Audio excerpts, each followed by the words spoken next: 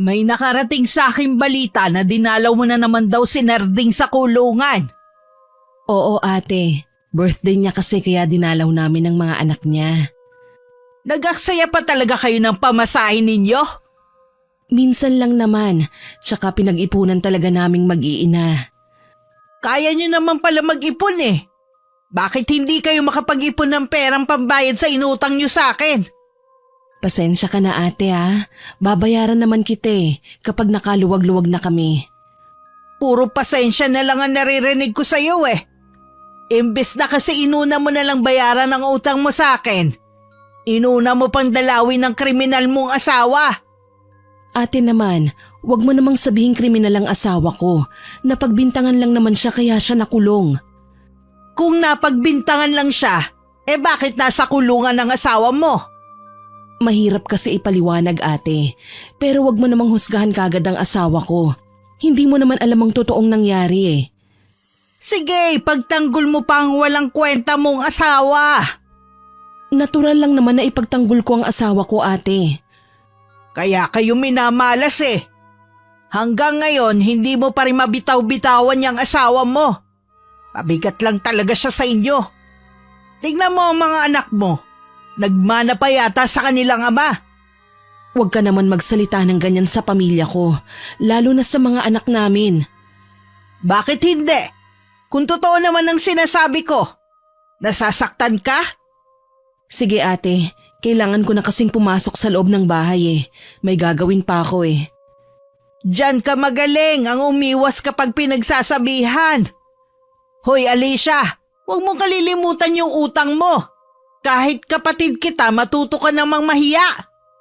Oo ate, kapag meron na akong ibabayad sa'yo, ako mismo ang maghahatid sa bahay ninyo.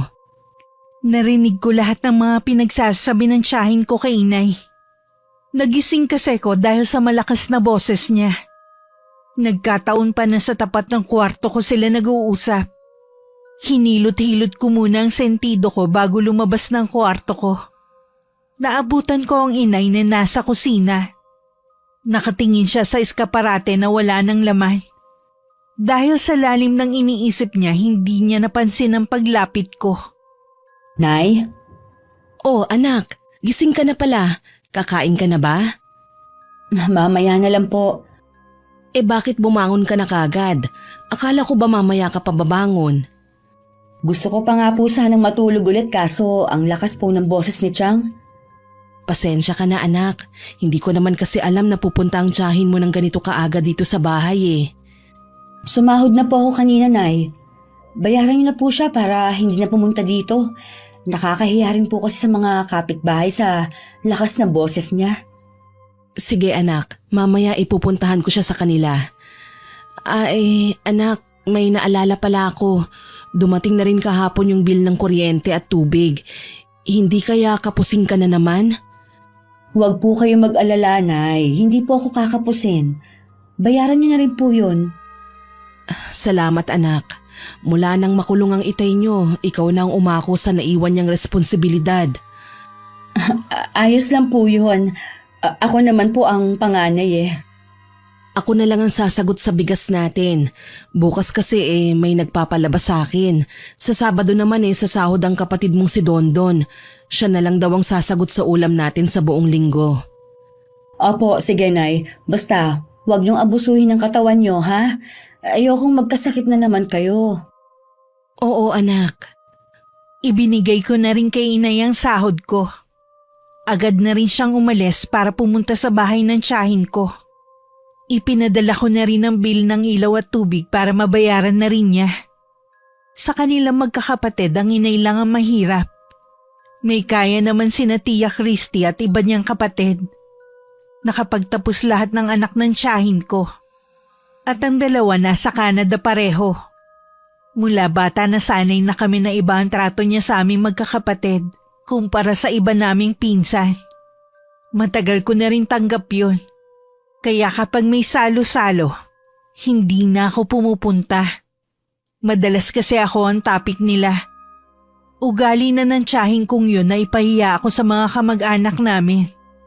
Dahil sa itsura ko at pagiging empleyado lang sa munisipyo. Para wala nang ang gulo, Kami na lang ang umiiwas ng mga kapatid ko. Ang perang nahiram ng inay ay ginamit sa graduation ng bunso kong kapatid na nasa senior high. Isa rin sa pinag-iipunan ko ang pagpasok ng kapatid ko sa koleyo. Mabuti naman may pera pala si Micah. Sumahod na kasi siya kahapon. Siya nga pala. Ipasok mo sa tubigan ko si Otoy. Kailangan ko pa kasi ng isa pang tauhan eh. Kasi ate, umi-extra siya sa construction sa pinapasukan ng Kuya Dondon niya. Sabihin mo sa kanya, umalis na kamo sa pinapasukan niya at lumipat sa akin. Gagawin ko siyang regular sa tubigan ko. Kesa naman sa mababad siya sa initan. Kasi ngayong bakasyon lang naman siya doon. Nag-iipon kasi siya ng pandagdag para sa pag-aaral niya sa college. Ano ka mo? Mag-aaral ang anak mo sa college? Aba, ang taas naman ang pangarap ng anak mo. Sa tingin mo kaya kakayanin niyo? Si Micah naman ang magpapaaral sa kanya. Tsaka yun ang gusto ng mga anak ko. Magagastusan lang kayo. Sayang lang. Baka wala pang isang taon tumigil na rin niyang si Otoy. Papasukin mo na lang sa tubigan ko para makatulong naman sa inyo. Pasensya na ate, hindi ko kasi maaaring hadlangan ang kagustuhan ng mga anak ko. Susuportahan ko sila sa kanilang pangarap. Ambisyosa ka rin kasi, no? Aba, gising Alicia. Iba ang kapalaran mo kaysa sa amin. Kami malayo na ang narating. Samantalang ikaw hanggang dyan lang kayo ng mga anak mo. Huwag ka naman magsalita ng ganyan ate. Kaya nga pilit silang nagsusumika para hindi sila matulad sa amin ng tatay nila Sige, bahala kang gumapang sa lupa. Dahil lang sa kagustuhan mo mapag-aral ang anak mo. Baka nga gumaya pa ang mga yan sa kanilang ama Napatungo na lang ang inay at pilit nilalabanan ang pagpatak ng mga luha sa mga mata. Nang talikuran siya ng kapatid niya, tsaka naman siya umalis. Pagdating sa bahay, pilit niyang pinasigla ang sarili. Para hindi namin mahalata na meron na namang sinabing hindi maganda ang kapatid niya. Matuloy na lumipas ang mga araw. Nakapag-enroll na sa college ang kapatid ko. Kahit libre ang tuition fee sa papasukan niya, magastos pa rin lalo't may kalayuan din ng university na papasukan niya. Nag-message si Tia Donna niyo sa GC. Sa kanila daw gaganapin ang reunion ng pamilya natin sa susunod na buwan.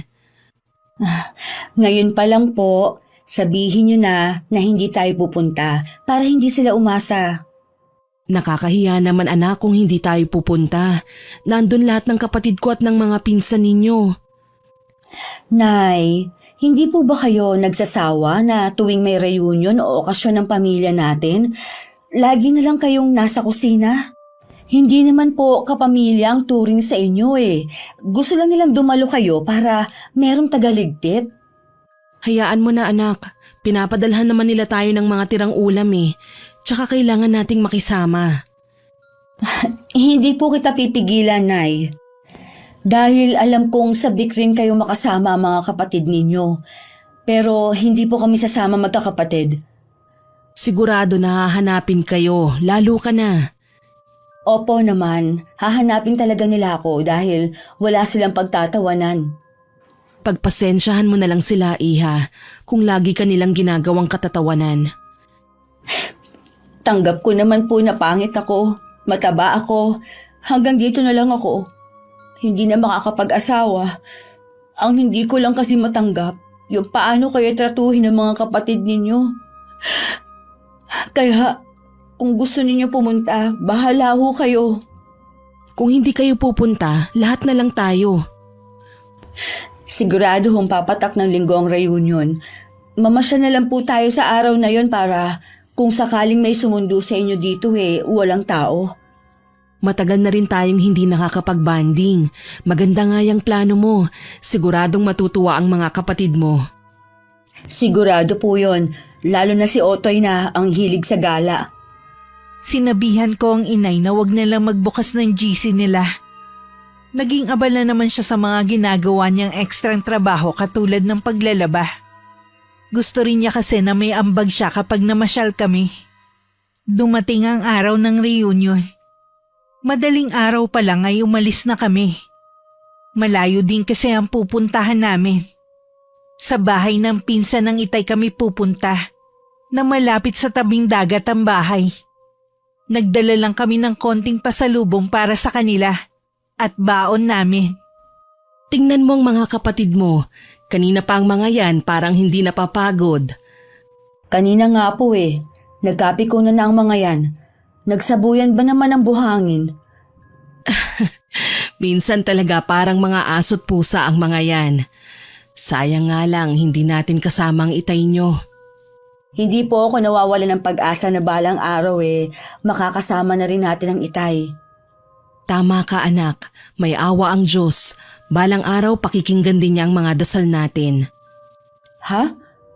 Tumatawag sa akin si Tia Christy. Dala niyo po ba ang cellphone niyo?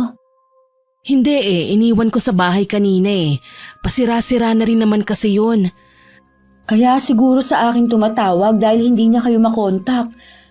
Bakit hindi mo sagutin? Baka importante ang sasabihin ng tiyahin mo. Hayaan na lang po natin. Baka may kinalaman lang sa reunion kaya sila tumatawag. Baka nga, siguro nagtataka sila kung bakit wala tayo sa reunion. Naisip ko po, Nay. Kami na lang ni Dondon ang uuwi sa bahay. Maiwan na lang po muna kayo ni Otoy dito para naman makapagpahinga kayo. Sa 1 linggo pa naman po ang pasok niya sa eskwelahan Parang gusto ko yan. Siguradong matutuwa ang Tiyo Badong at Tia Esay mo. Narinig ko po kasi yung pinag-uusapan niyo kanina. Kaya naisip ko na maiwan na muna kayo dito. Oo sige pero 1 linggo lang ha. Ayoko naman na walang nag-aasikaso sa inyo sa bahay Kaya naman po namin ni Dondon ang mga sarili namin.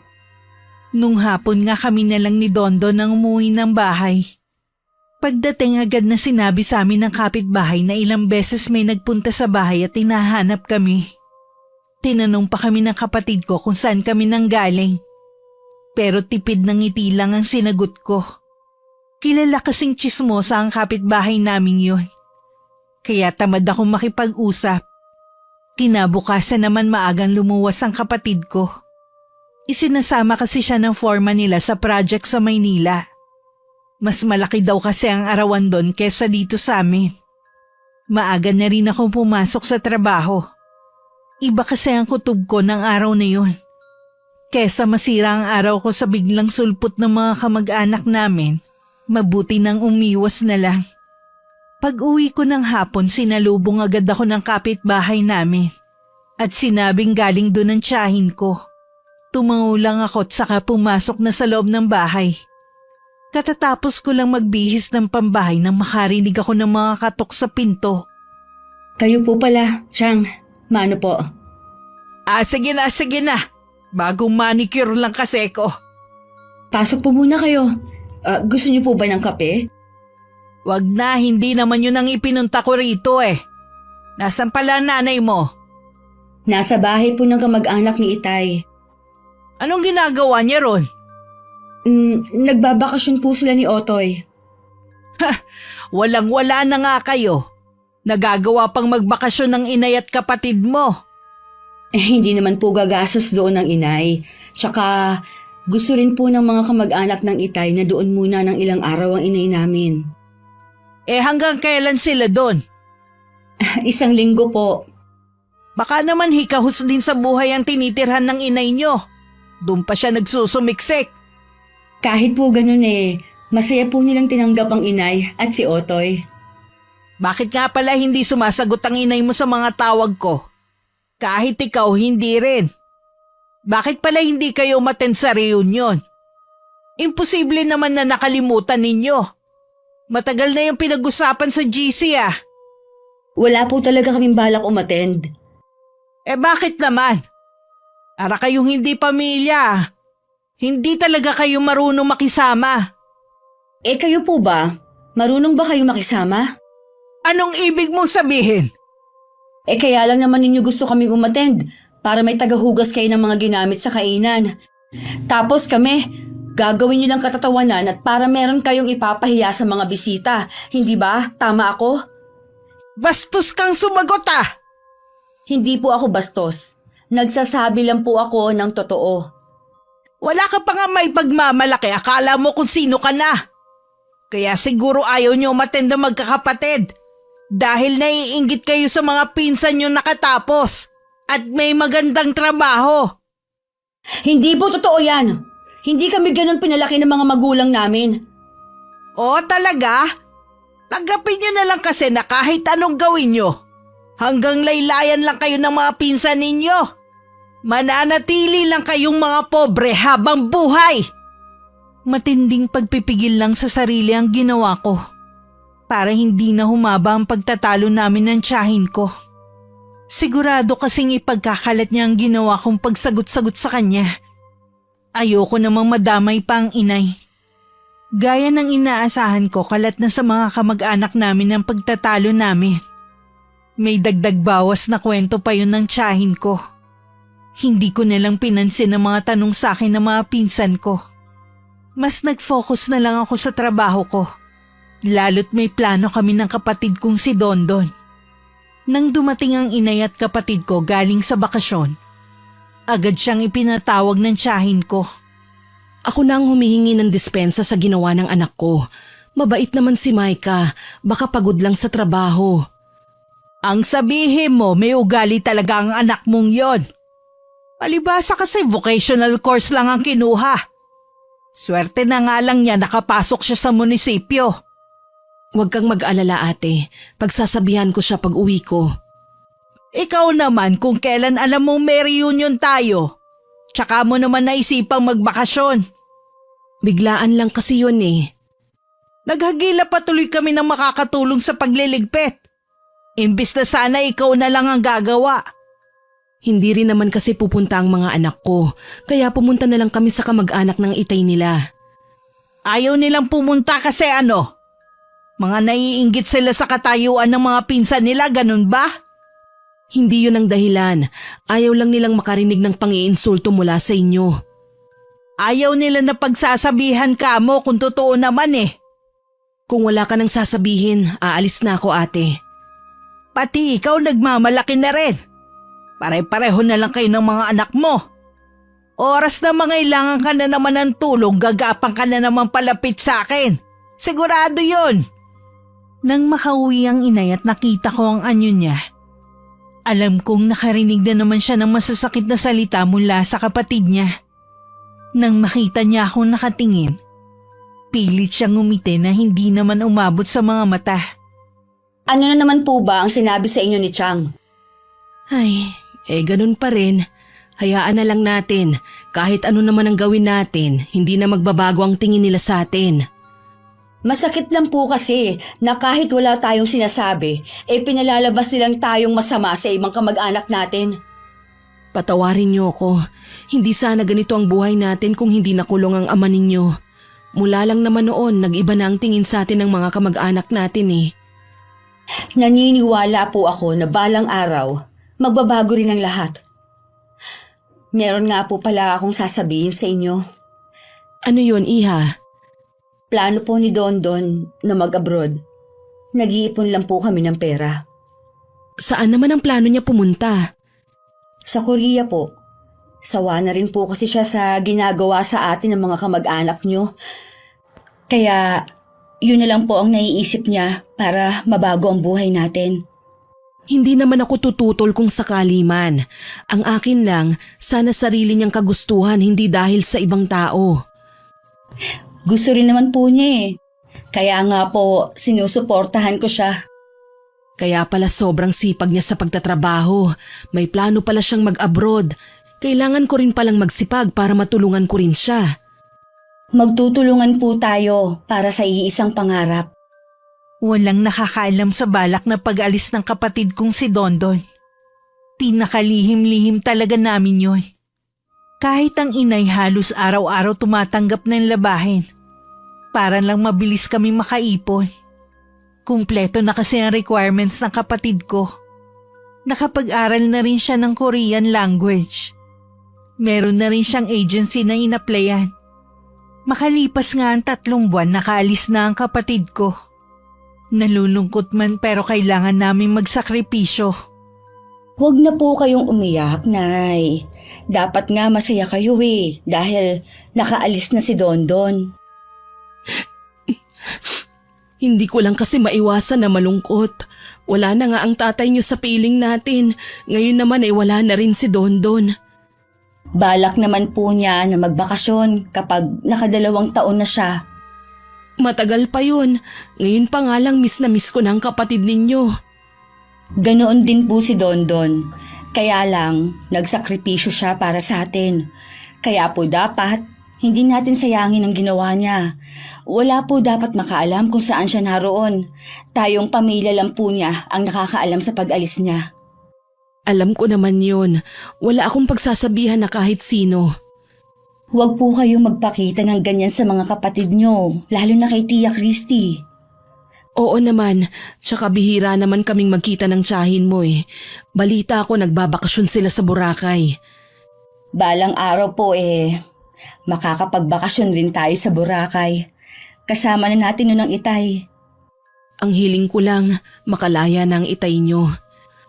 Sa 1 linggo nga pala, gusto ko siyang dalawin. Sige lang po, Nay. Bibigyan ko po kayo ng pamasahe niyo. Wag na anak, meron pa naman akong naitatabi dyan, kasya na yun. Dahil pare-pareho kami abala sa kanya-kanyang gawain, hindi na namin namalayan ang mabilis na usad ng panahon. Sa unang padala nga sa amin ng kapatid ko, tuwang-tuwa ang inay. Nagbiling pa si Dondon na kapag kinuha namin yung pera, kumain kami sa labas. Hinintay lang namin na makalabas ng eskwelahan si Otoy bago kami umalis. Nagkasundo kaming 3 na sa isang fast food na lang kumain. At pagkatapos namili na rin kami ng kailangan namin sa bahay. Pagdating sa bahay, naabutan namin si Tia Christy na naghihintay sa amin. Hindi nakaligtas sa akin ang matalim na tingin niya sa daladala naming supot. Nang pumasok kami sa loob ng bahay, sumunod naman siya. Pumasok na lang muna sa kwarto si Otoy. Naiwan naman kaming dalawa ng inay. Ang dami niyong pinamili Sumahod na kasi si Maika. Magkano lang bang sinasahod mo, Maika? May pinapaaral ka pang kapatid. Tapos makakapag-grocery kayo ng ganito? Kasi po, Chang, sumahod din si Dondon. Dinagdagan niya ang pang-grocery namin. Kaya naman pala. Sa susunod, hinay-hinay din sa gastos. Hindi yung ubos biyaya kayo. Tapos mangungutang na naman kayo. Hindi na po mauulit na mangungutang kami. Mahirap po kasing magkaroon ng utang na loob. Oh, talaga lang ha? Aba Maika, huwag kang magsasalita ng tapos. Baka kainin mo rin ang mga sinabi mo. Ang ibig ko pong sabihin, pipilitin po namin na hindi na mangutang. Magtitiis na lang po kami ng kung anong meron. Huwag mong kalilimutan, matagal pang bubunuin ang kapatid mo sa pag-aaral. Hindi ko kasi maintindihan kung bakit yung pa pinapasok si Otoy Pwede naman kasi magtrabaho na lang. Gagaya lang yan sa kuya niya na hindi tinapos ang pag-aaral. Pinili po ni Dondon na wag na mag-aral noon dahil kapos kami sa pera at nakulong pa ang itay. Ano naman ang pagkakaiba ng noon at ngayon? Nakakulong pa rin naman ang itay nyo. Tapos yung sahod mo kakarampot lang. Ang akin lang baka hindi mo mapanindigan yung kayabangan mo. Hindi naman po kayabangan ang kagustuhan kong mapagtapos ang kapatid ko Paano kasi mga naiinggit kayo sa mga pinsan ninyo? Hindi nyo na lang kasi tanggapin na iba ang kapalaran nila sa inyo. Ate naman, nakikiusap naman ako sa'yo. Huwag mo namang pagsalitaan ng ganyan ng mga anak ko. Isa ka pang mayabang Itong tandaan mo, Alicia. Hanggang dyan na lang ang buhay ninyo. Itong mga anak mo walang mararating sa buhay. Lalo na to si Maika. Sumusobra na kayo? Sino po kayo para husgahan ang buong pagkatao namin? Bakit lalabang ka ha? Malapit na po, maubos ang pasensya ko sa inyo. Ilang taon na po kaming nagtitiis sa ugali nyo. Walang yaka talaga. Manang-mana ka sa kriminal mong tatay. Aray! Bitiwan niyo po ang buhok ko! Ate Christy, bitawan mo ang anak ko. Maawa ka naman. Pagsabihan mo yung bastos mong anak ha? Wala namang kayang ipagmalaki kundi ang pagiging balyena niya. Sumusobra ka na, ate. Wala kang karapatang insultuhin ang anak ko sa sarili naming pamamahay. Ipinagyayabang mo tong bulok niyong bahay? Magsama-sama kayo rito. Ikaw, Micah, magbabayad ka sa ginawa mo sa akin. Iniwanan pa kami ng matalim na titig ni Tia Christy bago siya lumabas ng bahay namin. Napayakap na lang din kami sa isa't isa ng inay habang umiiyak. Hindi ko alam kung bakit ganun na lang ang galit sa amin ng tiyahin naming yon. Nang mga sumunod na araw, walang tigil ng mga kamag-anak namin sa pagchat-chat kay inay. Lahat sila galit sa amin. Para naman po tayong kriminal kung tratuhin. Hindi nila talaga tayo tinuturing na kamag-anak kahit kailan. Kung mas pinaniniwalaan nila si Ate Christy, hindi na rin ako makikipag-usap pa sa kanila. Kaya naman natin. Kahit wala tayong kamag-anak. Aanhin naman natin sila eh. Kung puro panguhusga na lang ang nararanasan natin. Pasensya na kayo ha. Ngayon lang ako nagmatigas kay Ate Christy. Marami na rin kasi tayong hininging pabor sa kanila eh. Ayoko naman na masabihan na walang utang na loob. Tumatanaw din po ako ng utang na loob sa kanila. Kaya nga po, nagtitimpi rin ako. Pero sumasobra na po ang kapatid niyo. Dito po sa mismong bahay natin, pagsasalitaan niya tayo ng kung ano-ano. Hindi ba siya marunong mahiya?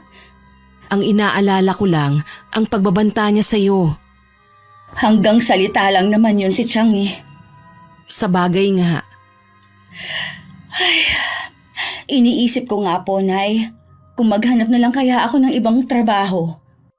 Bakit naman? Hindi ka ba masaya sa trabaho mo? Masaya naman po, kaya lang maliit pa rin po kasi ang sahod ko. Ikaw ang bahala, Iha. Alam niyo naman na suportado ko lahat ng desisyon ninyo. Habang wala pa po akong nahahanap, tiyaga-tiyaga lang muna. Sa totoo lang, kaya ako naiisip na umalis sa trabaho hindi dahil sa liit ng sahod, kundi sa mga nararanasan kong pambubuli ng mga kasamahan ko dahil sa itsura ko. Kahit naman kasi hindi ako kumain, tabain talaga ako. Pinagtitiisan ko na lang talaga ang mga kasamahan ko dahil kailangan ko ng trabaho. Sa oras na magkaroon ako ng pagkakataon, plano ko na talagang umalis. Tuluyan na rin nasira ang cellphone ng inay. Hindi na rin naman siya nagpabili para wala na siyang komunikasyon sa mga kamag-anak namin. Naging maayos naman ang mga sumunod na araw. Hanggang isang umaga pagpasok ko sa trabaho, nagulat talaga ako. Dahil nakita ko doon ang pinsan ko na anak ni Tia Christy. Naging mabilis ang mga pangyayari. Nang araw na yun tinanggal ako sa trabaho. Hindi ko alam kung maiiyak ba ako o matatawa na lang. Pag uwi sa bahay, agad ko yung sinabi kay inay. Hindi ko maintindihan. Nag-resign ka ba o tinanggal ka sa trabaho? Tinanggal po ako dahil sa anak ni Tia Christy. Alam naman po natin na kaibigan niya si Mayor. Ano raw ang dahilan? Hindi ko na po inalam pa. Para saan pa kung hindi rin naman po ako pakikinggan? Huwag kang tumawa dyan. Alam kong nasasaktan ka na nawalan ka ng trabaho. Kahit pa nabanggit mong gusto mo nang umalis. Alam ko naman na hindi bukal sa loob mo yun eh. Siguro, karma ko na po ito, inay. Bakit ka naman makakarma napakabait mong bata? Ang laki na nga ng isinakripisyo mo sa amin eh. Ito siguro ang sinasabi ni Tia Christy. Sigurado, nagsasaya na siya ngayon. Di bale, nasisiguro ko naman na magkakaroon ka ulit ng trabaho. Huwag kang mawawalan ng pag-asa. May awa ang Panginoon. Opo, Nay. Hindi naman po ako nawawalan ng pag-asa. Nakarating din kay Dondon ang pagkakatanggal ko sa trabaho. Galit din siya lalo't nalaman niya na pinsan pa namin mismo ang nagpatanggal sa akin. Pagpapalubag loob pa niya, siya na muna ang bahala sa amin. Relax lang daw muna ako. Kaya naman kahit nasa bahay lang, Hindi ako nag-aalala na kapusin kami. Bagamat mas gusto ko pa rin na may trabaho ako. Hindi na kasi ako sanay na tambay lang sa bahay. Habang nasa kwarto ako, narinig ko ang boses ni Tia Christy. Napakunot naman ang noo ko at saka inihanda ang tenga sa pakikinig. Anong ginagawa mo rito, ate? Gusto ko lang kayong kumustahin. Masama ba? Pagkatapos ipatanggal ng anak mo si Micah, mangangamusta ka? Ang totoo niyan hindi ko naman alam na ganun ang mangyayari. Pwede ba, Ate Christy, umalis ka na? Marami pa kasi akong gagawin Ikaw naman, matagal na nga tayong hindi nagkita Pinapaalis mo na ako agad. Nasaan nga pala si Micah? Nasa loob ng bahay. Anong ginagawa niya? Nasa kwarto lang niya at nagpapahinga. Ilang araw na kasing masama ang pakiramdam niya Ganun ba? Alicia, baka gustong pumasok ni Micah sa tubigan namin. Hindi yun interesado. Tsaka di ba meron ka nang nakuhang tatao sa tubigan ninyo? Umalis na nung isang araw Wala talagang makatagal sa inyo. Kaya paano ko papayagan na magtrabaho sa inyong anak ko kung sakali? Maayos kaming makitungo sa mga tauhan namin. Sila tong may problema. Ganun ba? Marami namang naghahanap ng trabaho ngayon dyan. Sigurado na makakakuha naman kagad kayo. Gusto kasi ng asawa ko yung kamag-anak na. Para mas mapagkakatiwalaan na at makatulong na rin kami. Marami naman tayong mga kamag-anak Sa iba ka na lang magtanong. Alam mo namang may kaya ang mga kamag-anak natin at may mga tinapos. Walang papayag sa kanila ang mamasukan sa tubigan namin. Pasensya ka na, ate. Wala akong maitutulong. Hindi mo ba pwedeng kumbinsihin si Micah? Gusto lang namin makatulong. Kesa naman nandito lang siya sa bahay ninyo.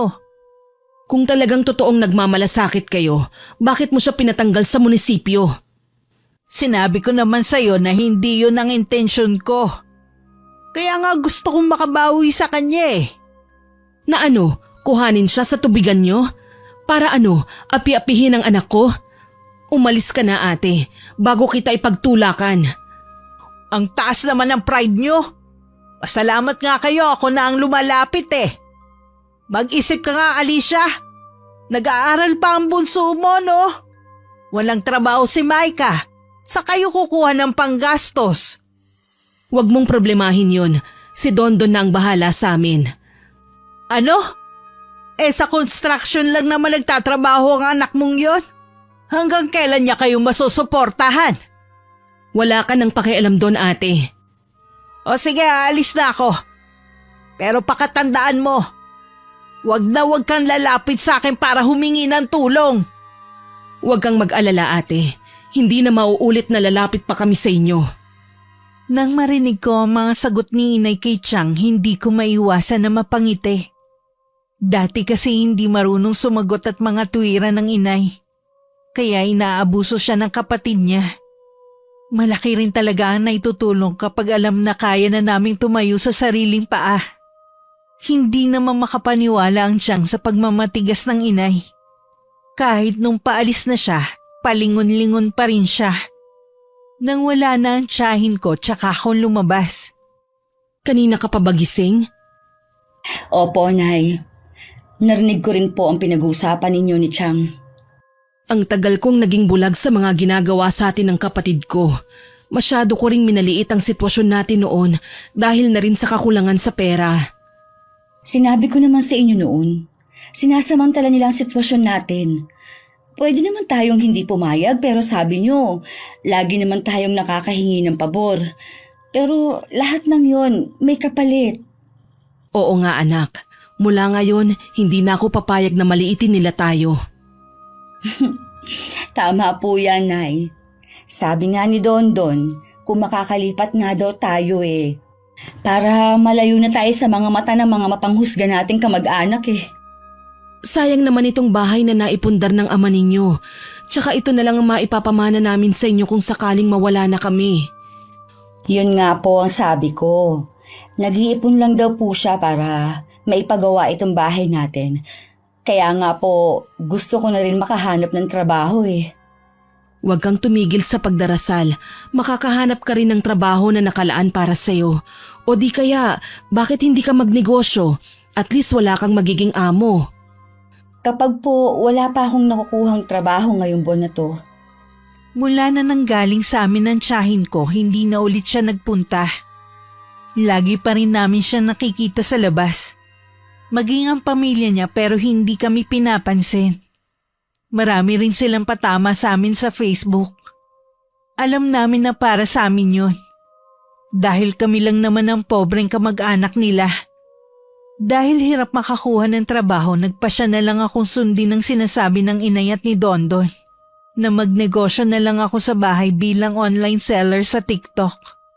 Handa naman kasi akong pahiramin ng kapatid ko ng puhunan. ang bait talaga ni Dondon. Buti pinahiram niya ako ng puhunan. Gusto lang bumawi ng kapatid mo sa'yo. Noong mga panahon naman na nag-aaral siya, ikaw naman ang sumusuporta sa kanya. Tungkulin ko po yun sa kanila bilang ate. Natutuwa ako at lahat kayo magkakasundong magkakapatid. Hindi katulad ng mga pinsan ninyo. Sino pong pinsan na tinutukoy niyo, Nay? Hindi mo ba nabalitaan? Muntik nang magpatayan ng mga anak na lalaki ni Tia Christy mo. Naisugod nga sa ospital ang Kuya Angelo mo. Pinutol ko na po kasi ang connection ko sa kanila, kaya wala akong nababalitaan. Sino naman po ang nagsabi sa inyo? Wala naman po kayong cellphone. Ang hipag kong si Beth ang nagkwento sa akin. Nakasabay ko kasi siya sa pamamalengke kahapon. Sa pagpapalaki rin naman po kasi yun ng magulang. Kayo po, nagabayan niyo kami ng maayos, kaya lumaki kami mababait. Tsaka, nasa dugo rin po yata yun. Kanino pa po ba magmamana ang mga anak ni Tia Christy, kundi sa kanila rin? Sa bagay nga. Oo nga pala, kailan ka mag-uumpisa sa pagla-live selling mo sa TikTok? Baka po sa makalawa na. Kumpleto na po ang mga gagamitin ko Kailangan ko na lang ng lakas na loob na humarap sa camera. Kaya mo yan. Nandito lang ako lagi sa tabi mo. Kahit si Otoy suportado ka. Kayo nga po ang inspirasyon ko sa lahat ng plano ko. Naniniwala ako na magtatagumpay ka sa plano mo. Salamat po, Nay, sa malaking tiwala niyo sa akin. Mahigit 1 buwan na rin mula nang simulan ko ang negosyo ko sa TikTok. Ito kasi ang uso ngayon. Sa gabi hanggang madaling araw ako nagla-live ng mga paninda ko. Sa umaga naman si inay ang nagbabalot at pinipick up na lang ng courier sa bahay ang mga nabiling items. Mga damit ang paninda ko na sikat ang pangalan at mura lang ang naging puhunan ko. Noong una nga duda ko na magkiklik ang plano kong negosyo. Marahil dahil na rin sa determinasyon ko at sinamahan pa ng dasal. Kahit papano'y lumalago na ang negosyo ko. Nang araw na yon hindi inaasahan ng inay na bigla na lang susulpot ang tiyahin ko sa bahay namin. Hindi na lang siya pinapasok ng inay. At baka makita pa ng kapatid ang mga kalat. Ate, napadalaw ka bigla. Pwede bang sa loob tayong mag-usap? Pasensya ka na ate. Makalat ang loob ng bahay namin Hindi pa ako nakakapaglinis. Wala ka nang regular na trabaho pati paglilinis hindi mo pa magawa. Ano bang kailangan mo at napasugod ka ng ganito kaaga? Saan kayo kumukuha ng panggastos ni Otoy sa pag-aaral niya at sa pang-araw-araw niyo? Ha? Kay Dondon. At saka lagi naman akong naglalabada Bakit sabi ng hipag nating si Beth? Tinanggihan mo raw siya nung gusto niya magpalabas sa'yo. May nauna na kasi sa kanya Siya nga pala, saan nagtatrabaho si Dondon ngayon? Sa construction pa rin sa Maynila. Huwag ka nga sinungaling, Alicia. Nakausap ko ang foreman niya. May 1 taon na raw wala sa kanya si Dondon. Kaya sabihin mo na kung saan nagtatrabaho ang anak mo. Sa construction pa rin ate. Lumipat na nga lang siya dahil naliliitan siya sa sahod sa foreman nila. Bakit hindi umuwi dito sa inyo? Madalang lang siyang nakakauwi dahil nagtitipid nga sa pamasahe. Siya na nga kasi ang nakatoka sa pagpapaaral kay Otoy. Ibig mo sabihin hanggang ngayon wala pa ring trabaho si Micah? Nag-a-apply naman siya ng trabaho kaso wala lang siyang makuha pa. Kahit kailan talaga, wala kang swerte sa mga anak mo lalo na dyan sa panganay mo. Malabo na nga makapag-asawa. Palamunin mo pa. Buti sana kung hindi ganun kasiba sa pagkain. Sa laki niyang yon, kulang pa siguro sa kanya ang isang kalderong sinaing. Ate naman, hinaan mo naman ang boses mo. Natutulog pa kasi si Mike eh. Ano? Natutulog pa rin hanggang ngayon? Aba, anong klaseng babae yan? Hindi na nakakapagtaka na wala siyang mahanap na trabaho. May katamaran naman pala eh. Para matapos na lang ang pag-uusap, itinikom na lang ng inay ang kanyang bibig. Marami pang sinabi ang tiyahin ko bago siya umalis. Naghinanakit naman ng inay pero para wala ng gulo, hinayaan na lang niya. Ayaw din kasi niyang malaman ng kapatid ang totoo naming kalagayan. Dahil sa laging puyat, hindi ko na malayan ang pagdating ng tiyahin ko. Kung hindi pa sinabi ng inay. Namimihasa na ho talaga ang kapatid nyo. Basta na nga lang siyang sumusulpot dito eh. Dapat siguro ipaayos na natin ang gate para hindi basta-basta makakapasok ang kapatid nyo. Baka malaman pa niya ang ginagawa natin. Kung sakali man na malaman niya at ng ibang tao wala namang masama, marangal ang ginagawa mo. Ayoko lang po na mahusgahan agad ng Tia Christy. Gusto ko yung kaya ko nang ipagmalaki ang negosyo ko. O sige, kung yan ang gusto mo. Sana lang hindi kami magpang-abot ni Tia Christy. Baka kasi kung ano lang ang magawa ko. Hindi naman siguro, hindi ka naman lumalabas ng bahay eh. May iba nga pala ako, magpapadala ng pera si Dondon. Samahan niyo ako ni Otoy na mamili ng mga kailangan natin dito sa bahay ha. Kinabukasan araw ng linggo. Yun din ang araw ng pahinga ko. Maaga kaming gumayak na mag-iina para pumunta sa bayan. Kumain muna kami bago mamili. Iba ang sayang nararamdaman ko habang nakikita ang kaligayahan kina Inay at Otoy. Pauwi na kami noon at naghihintay na lang ng masasakyan. Naramdaman ko ang pagkalabit sa akin ni Otoy. Nang sulyapan ko siya, itinuro niya ang paparating naming tiyahin. Ha! Ang dami niyong pinamili ah! Bakit 3 lang kayo? Nasaan si Dondon? Hindi namin siya kasama. Dapat kasama niyo siya dahil siya naman ang nagtatrabaho, hindi ba? Pinadala lang niya kasi ang sahod niya. Hindi naman siya umuwi. Napapaisip tuloy ako kung ganun ba talaga kalaki ang kinikita ng construction sa Maynila. Mas marami pa kayong mamili kesa sa amin ah. Kaunti lang po, Chang. Mga kailangan lang namin sa bahay. Lalo kang tumaba, Maika. Wala ka na yatang ginawa kundi lumamon sa bahay niyo eh. Imbis na magtrabaho. Naghahanap naman po ako Wala lang po talagang mahanap. Paano kasi nag-iinarte ka pa? Sabi ko naman nakukunin kitang trabahador sa tubigan namin. Masyado lang kasing mataas ang pride yun ng nanay mo. Ayaw niyong tanggapin na ganung trabaho lang ang bagay sa mga katulad ninyo. Hindi naman po sa nag-iinarte kami. Ayaw ko lang po talagang magpailalin sa inyo. Alam ko naman po na aalilain niyo lang ako at iinsultuhin ang pagkatao ko Dahil dyan naman po kayo magaling Walang yaka talagang babae ka!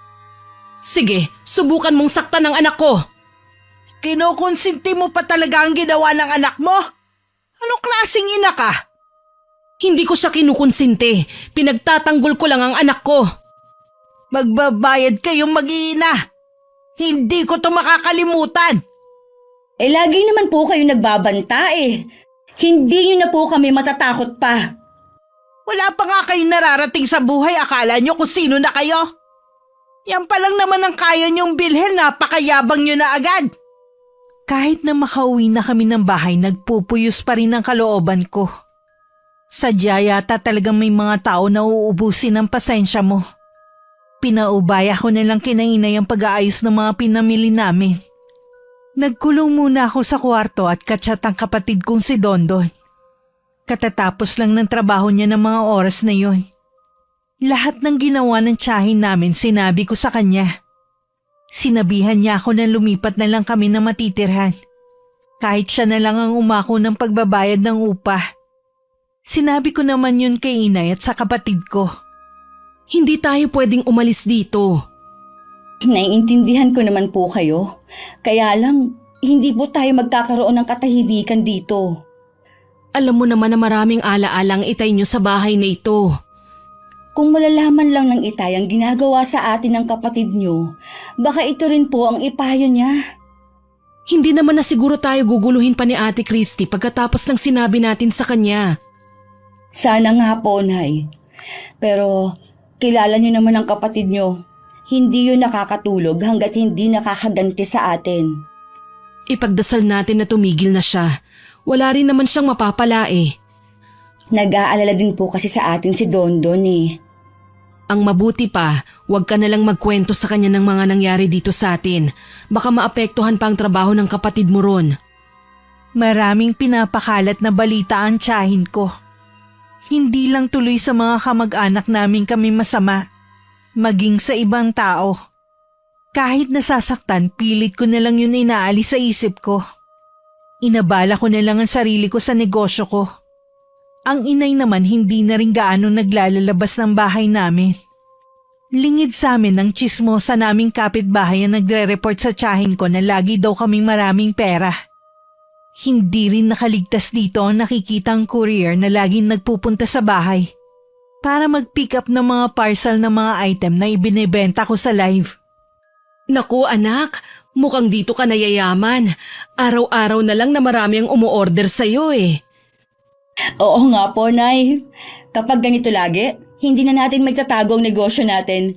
Napapansin ko, tuwing nandito si Kuya Ryder, laging nakatingin dito ang kapitbahay natin. Huwag mo nalang pansinin niyang si Lulu Beth. Kahit ipagkalat pa niya, wala siyang pakialam. Kapag ganito karami ang lagi nating ipapak na mga order, kakailanganin na natin ng tulong. Naisip ko nga rin yun eh. Congrats anak. Salamat po, Nay. Malayo-layo pang lalakbayin natin. Sa bawat gagawin mo, lagi mo lang sasamahan ng dasal. Isang hapon ako lang mag-isa sa bahay. Umalis sina inay at otoy. Hindi na ako sumama sa kanila dahil sandali lang naman sila. Habang nakatambay ako sa labas, dumating naman si Tia Christy. Akma na sana akong papasok sa loob ng bahay nang pigilan niya ako. Ano na naman po ba ang kailangan nyo, ha? Nananahimik na po kami, oh. Gusto ko lang namang malaman kung ano ang pinagkakaabalahan mo sa inyo. Ay, wala na po kayong pakialam, Chang. Buhay po namin to. Huwag mo sanang kakalimutan na kapatid ko ang nanay mo. Baka kung anong illegal na yung ginagawa mo, mapapahamak pati nanay nyo. Wala po akong ginagawang illegal. Masyado naman po yung imahinasyon ninyo. Hindi naman imposible yon. Marami ang nakakaalam na nasa kulungan ng tatay nyo.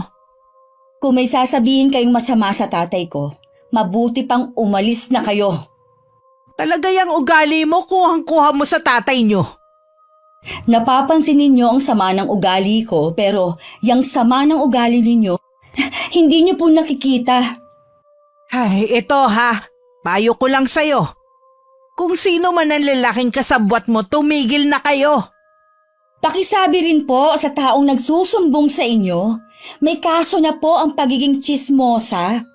Baka kamo gusto niyang masampulan? Hindi ko na hinintay na makasagutan siya. Binirahan ko na lang siya ng talikod. Dahil sa nararamdaman kong paghihimagsik, lalong tumitindi ang galit na nararamdaman ko sa kanya. Nang sumunod na araw, ganun na lang ang gulat namin ng inay na may dumating ng mga pulis. Hinahanap nila ang kapatid kong si Dondon. Sabi nila sangkot ang kapatid ko sa nangyaring nakawan sa bahay ng tiyahin namin. Mabuti na lamang napatunayan namin na imposibleng ginawa yun ng kapatid ko. Dahil magdadalawang taon na siyang wala sa bansa. Sa bugso ng galit na nararamdaman ko, sinugod ko ang tiyahin ko sa bahay nila. Nakasunod naman ang inay sa akin. Ang lakas naman ng loob niyong sumugod dito. Akala mo siguro, mapapakulong mo ang kapatid ko, ano? Pues, ibabalik ko sa'yo ang ginawa mo. Ikaw ang kakasuhan namin. Bakit? Nagtatago na ba ang kapatid mo?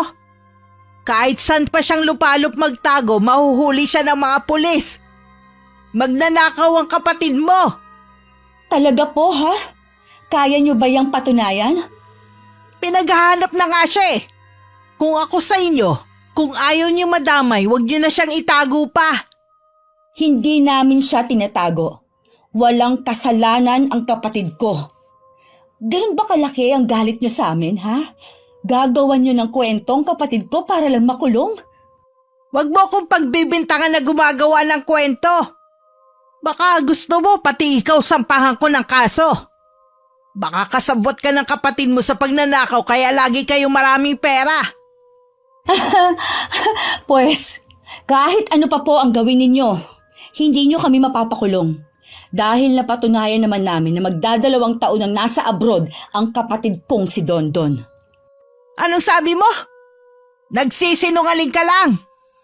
E di tanungin niyo po sa mga pulis na nagpunta sa bahay. Bakit walang nakakaalam? Dahil sinadya namin yon. Alam po kasi namin kung paano kayo mag-isip.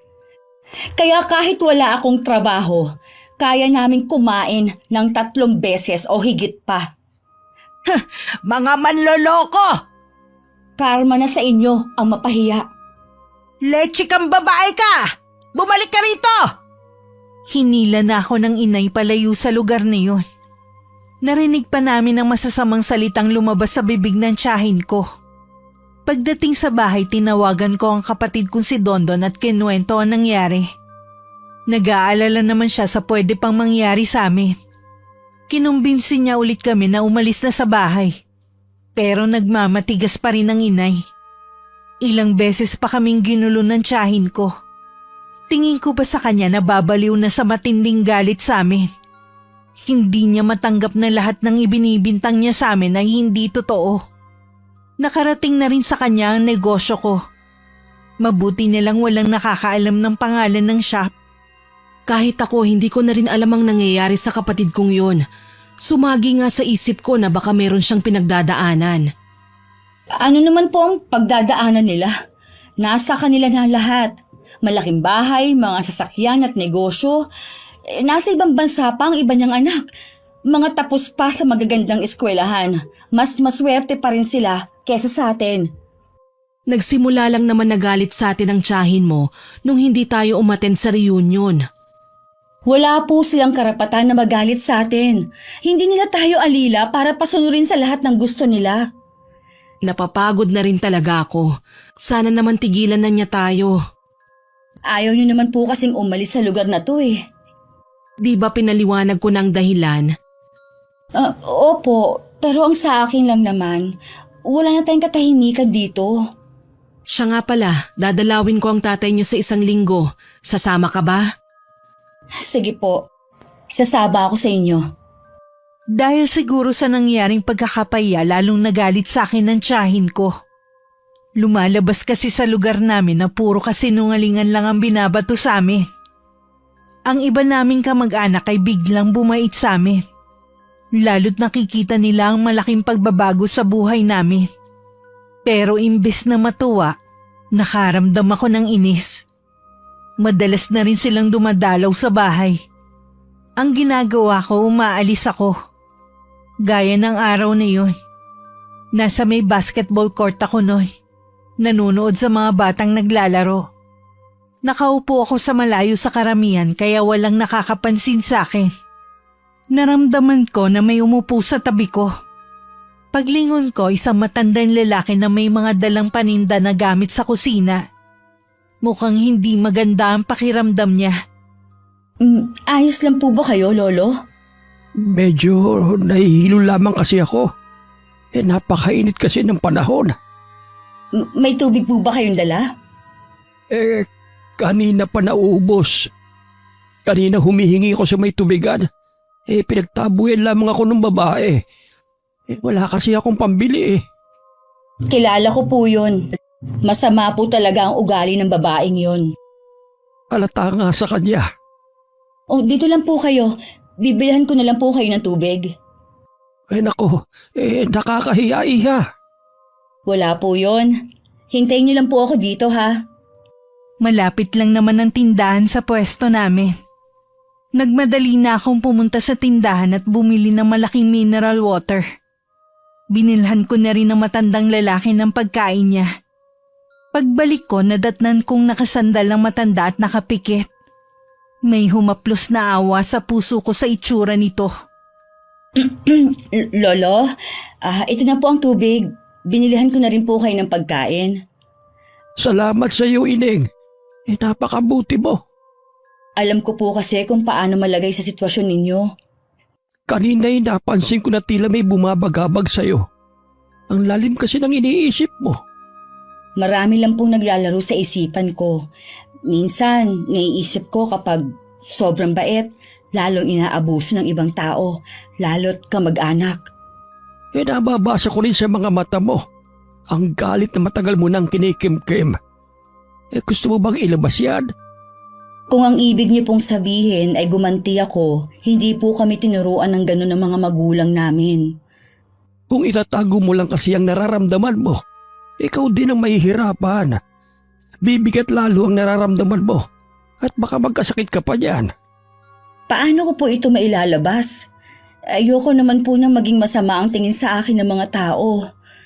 May ibibigay ako sa iyo. Tanggapin mo bilang pasasalamat ko sa iyo.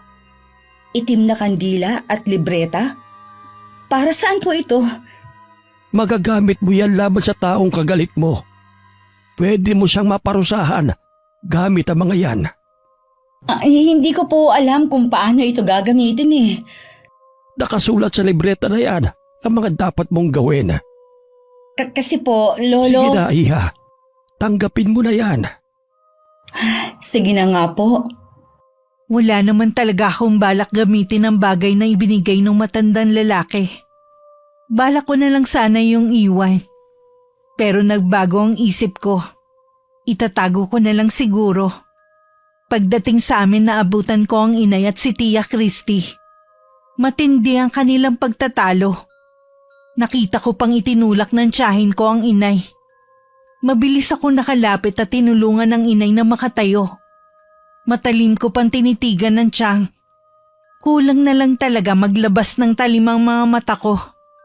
Ano po ba ang problema nyo sa amin, ha? Yang kayabangan ninyo ang nakakagalit! Hindi po kami nagyayabang. Tahimik lang po kaming namumuhay. Kayo itong wala nang ginawa kundi husgahan ang ginagawa namin. Hindi ba kayabangan ang ginawa ninyong paglilihim kung nasan si Dondon? May plano kayo magmalaki sa amin kapag dumating siya? Wala po kaming plano na kahit ano. Alam naman po namin na hindi namin kayo mahihigitan. Mabuti naman, dahil kahit kailan hindi nyo mararating kung nasan kami. Kung ganyan naman po pala, bakit nyo pa kami ginugulo?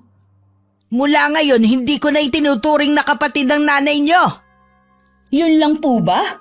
Para sabihin ko po sa inyo ha, matagal na naming pinuputol ang ugnayan namin sa inyo. Kaya nakikiusap ako sa inyo. Huwag nyo na kaming guguluhin dito. Tayo na po na sa loob ng bahay. Tinanong ko si inay kung ano ang dahilan ng pagsugod ng tiyahin ko sa amin. Ang dahilan lang pala nakikita nila ang mga post ng kapatid ko sa Facebook niya tungkol sa trabaho sa Korea.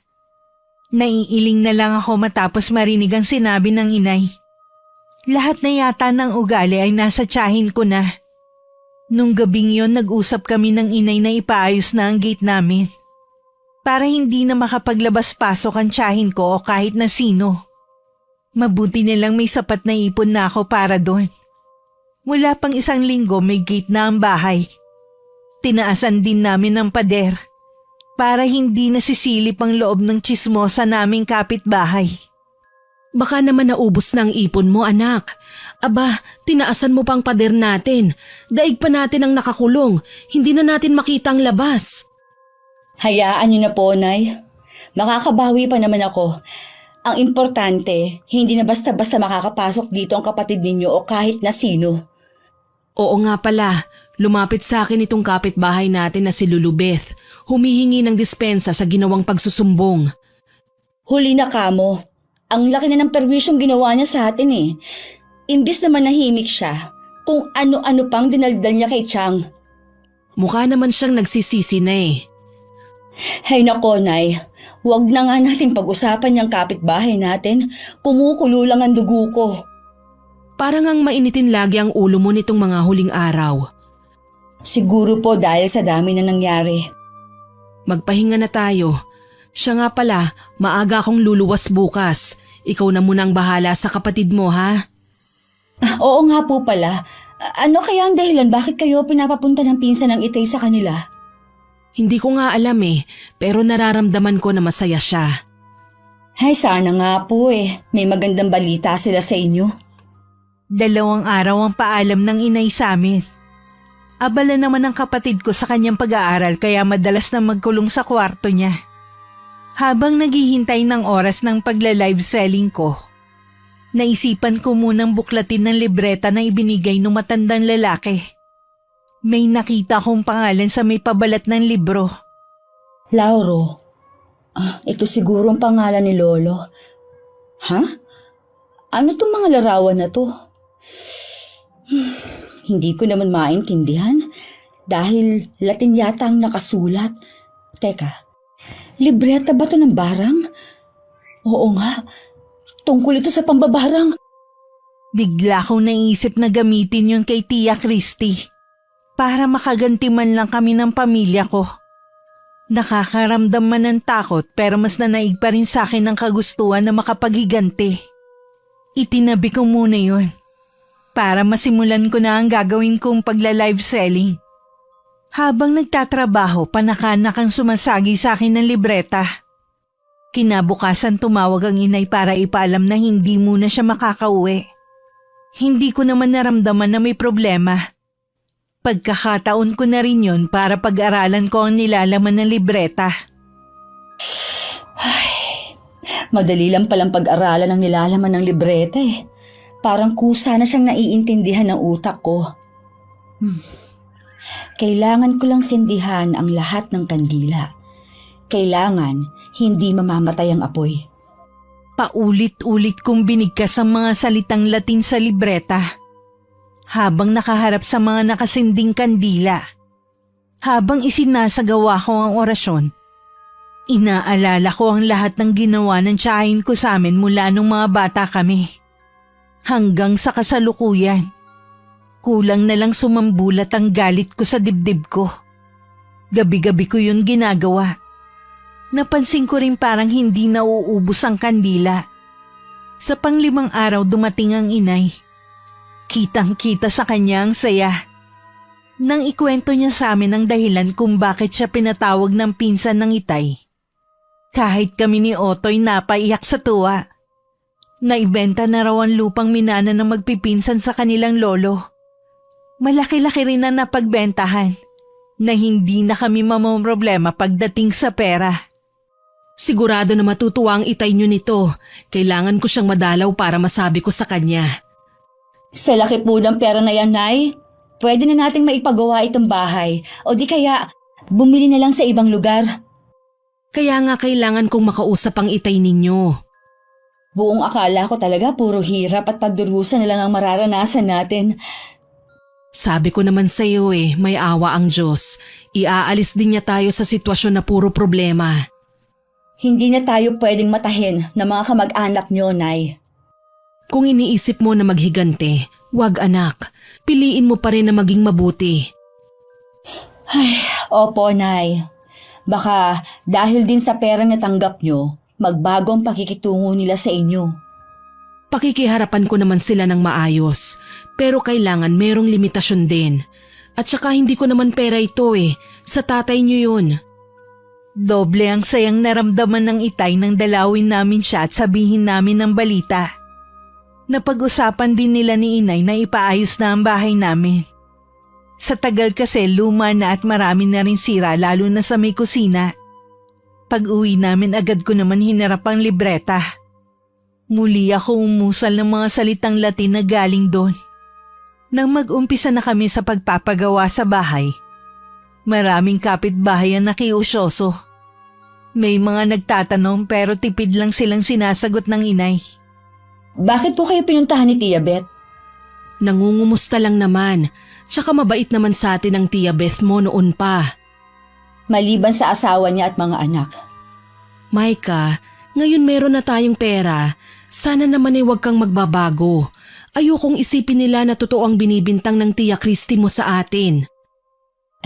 Wala naman po akong pakialam kahit paulit-ulit pa tayong husgahan ng kapatid niyong yun. Micah, huwag ka munang umalis. Bakit ba parang laging galit ang batang yun? Samantala ng mga sandaling yon, tumatalab na ang ginagawa kong orasyon sa tiyahin ko. Mag-isa lang siya sa tubigan noon. Dahil nga walang makuhang helper, mag-isa na lang siyang gumagawa ng trabaho. Kanina pa balisa si Tia Christy. Pakiramdam niya kasi may bumubulong sa kanyang tenga. Para bang may insekto na umaali-aligid. Itinigil niya muna ang paglilinis ng mga galon na pinaglalagyan ng tubig. Ba't ba naninigas tong tiyan ko? Mamaya pa naman ako susunduin ng asawa ko. Wala naman akong kinain na kakaiba kanina. Bakit parang... Sa tindi na nararamdamang hilab sa tiyan, hindi napigilan ni Tia Christy na masuka. Matinding sindak pa ang naramdaman niya. Nang makitang may kasamang gumagalaw na uod ang kanyang suka. Nagluluksuhan pa ang mga yon na tila nagtatampisaw sa suka niya. Sa nakikita muling humilab ang kanyang tiyan. Makailang beses pa siyang sumuka. Hinang-hina na siya pero hindi pa rin tumitigil sa paghilab ang tiyan niya. Sa natitirang lakas tinawagan niya ang asawa. Naabutan siya ng tsuhing ko na wala ng malay. Agad naman siyang dinala sa ospital. Sa pagtataka nila mag-asawa, okay naman ang mga pagsusuri sa tiyahin ko. Pagdating sa bahay, muling nagtitili ang tiyahin ko. Dahil sa mga tumubong bukol sa kanyang mukha at katawan. Ano ang mga to? Dalhin niyo na ako sa ospital. Baka kung ano na ang sakit ko. Parang awa niyo na. Nakarating naman kay na yan nangyayari kay Tia Christy. Akala ko matutuwa siya pero nagkamali ako. Gusto pa niyang dalawin ng kapatid dahil sa pag-aalala. Kaya nga lang nasa Maynila daw ito at doon nagpapagamot. Sabi ni Beth, baka daw sa 1 linggo pa makauwi ang tiyahin niyo. Hihintayin ko na lang siguro siyang makauwi. Hindi ko naman kasi alam kung saan sa Maynila dinala ang tiyahin mo. Sa kabila po ng ginawa niya sa atin, nag-aalala pa rin kayo sa kanya? Kinalimutan ko na ang mga yun. Mabuti pa kayo madaling makalimot. Hindi kita pipilitin na kalimutan ang mga ginawa ng tiyahin mo sa'yo. Pero sana balang araw, magawa mong magpatawad. Hindi ko po alam. Napuno na rin po kasi ako eh. Ang daming biyayang dumarating sa atin. Hindi pa ba sapat yun para mahanap mo sa puso mo ang pagpapatawad? Ay, ngayon lang naman po tayo sinuswerte sa buhay. Mas mahaba pa rin yung panahon na puro hirap ang dinanas natin sa mga kamag-anak natin. Naiintindihan ko, Iha. Sana wag mo kong pagbabawalan na dalawin ang tiyahin mo. Hindi po, Nay. Salamat, anak. Sa loob ng ilang araw nakikita ko laging nagdadasal ang inay. Alam kong ipinagdarasal niya na gumaling na ang kapatid niya. Nakakaramdam din naman ako ng sundot ng konsensya. Pero pilit ko lang yun nilalabanan. Nang malaman nga ng inay na umuwi na si Tia Christy, nagmamadali siyang pumunta sa bahay nila para dumalaw. Nagdala pa siya ng mga prutas.